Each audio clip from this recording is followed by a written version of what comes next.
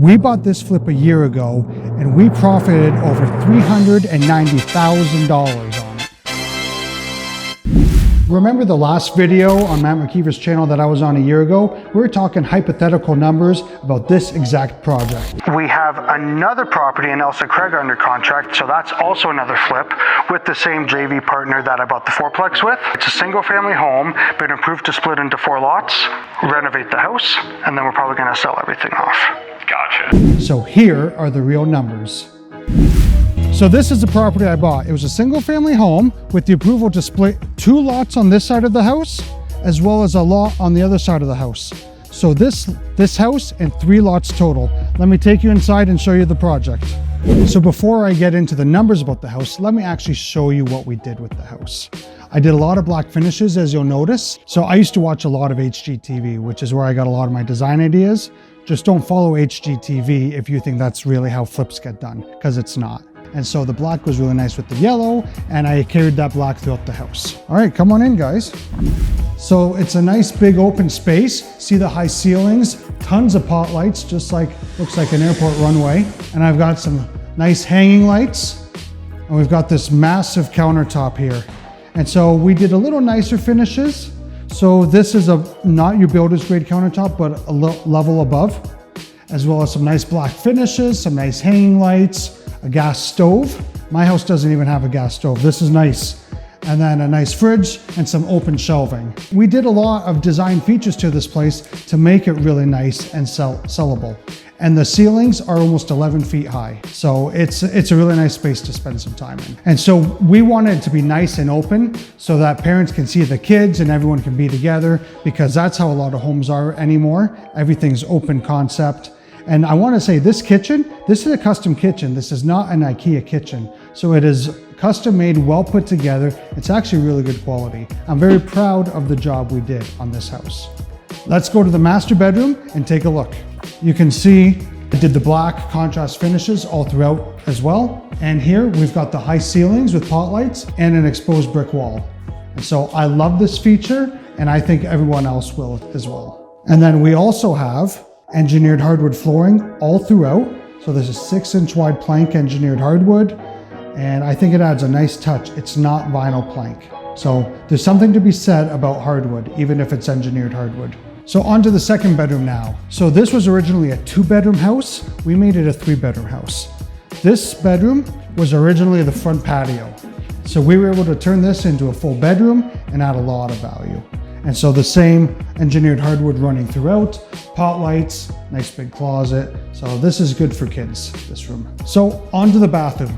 This is a 3-bedroom, 1-bath house, but we tried to make this bathroom as nice as possible. So you can see we did a hexagon black flooring, the nice waterfall hexagon all the way up, nice high ceilings, black finishes. It's a really nice bathroom. So on to the third and final bedroom.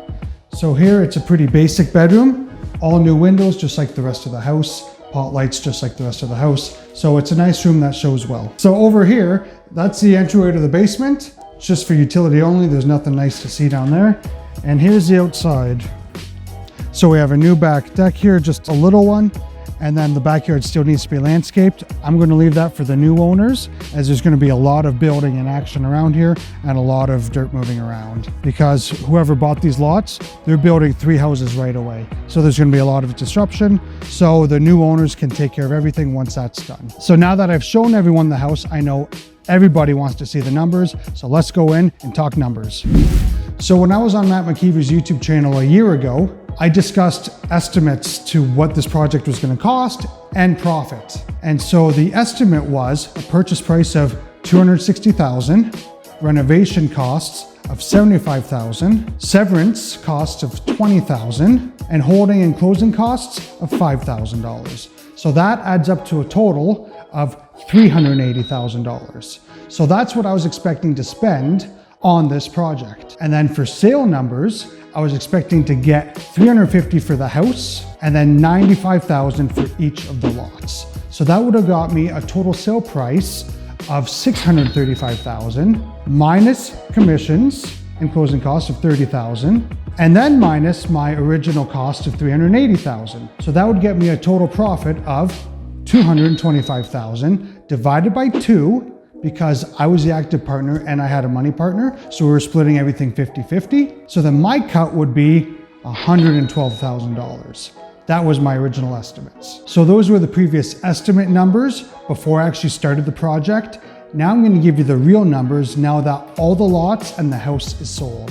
So as you know, we had a purchase price of $260,000. I also had $5K for closing costs. We did actually $100K in renos. We did $17,000 in engineering costs. We did $5K in holding costs over the year. And I gave $10,000 to the municipality for parkland. So that gives a total number of $397,000, but let's just call it $400,000 for round numbers. And so the reason why it cost more than I expected is because I bought this property sight unseen.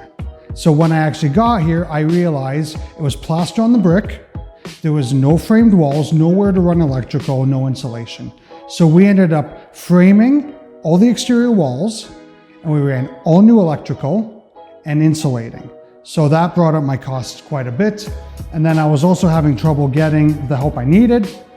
So that ran up costs a little bit as well. So, but anyways, because the severance took so long, the severance took a year to finally get all done. The market was so good, it made up for any hassles that I had, right? So the house actually sold for $410,000. One lot sold for $145,900, and the other two lots sold for $137,900 each. So that gets a total sale price of $831,700. So after you take off $38,000 for closing costs, minus the $400 that it cost us to do the project, that gets a total profit of $393,000. Divide that by 2, so that my share was $196,000 for me. And when you work out how many hours I put into the project, about 400 hours, that works out to about $490 an hour. And just in case you guys think I'm so smart to have all these memorized, there's a giant whiteboard right behind the camera in case I forgot anything. So if you see me looking away, I'm looking at those big numbers. So even though it was a lot of hassles, I dealt with a lot of stuff for a year, it was well worth the payback. When I originally took this project on, I was in the process of quitting my day job. And at my day job, I was only making 24 bucks an hour. So you can see why this would be much more appealing. Now that being said, I've got a history of doing renovations for several years, which is why I was confident enough to take on this kind of project. That being said, this was the very last project that I was an active partner on. Any projects I did since and going forward, I am now a money partner because I found out I do not like being an active partner. I don't like the lifestyle. I don't like the hard work. I'm used to physical work, but my knees are shot from laying flooring. The dust kills me, things like that. So I do not want to be living that lifestyle anymore. And so there's a lot of pluses and negatives to it.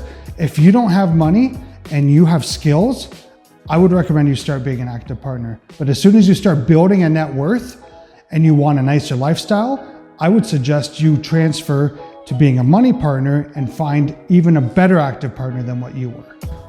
So this is my Ailsa Craig flip. I hope everyone enjoyed it. I hope you got some valuable information out of it to see what I've been up to. This was just one of several projects last year.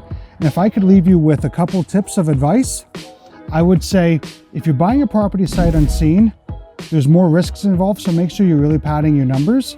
And also, when you're in a flip, a lot goes wrong. So make sure you've got the mindset to see the big picture and see yourself through this job.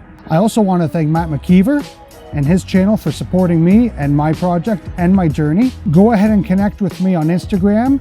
My handle is Time is Money, and on Facebook, Alex Solga. Thanks everyone. So over here,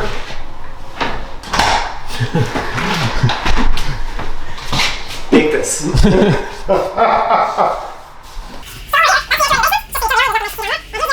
We did a new back deck. All right, I'm gonna have to. So, ow! Sliver.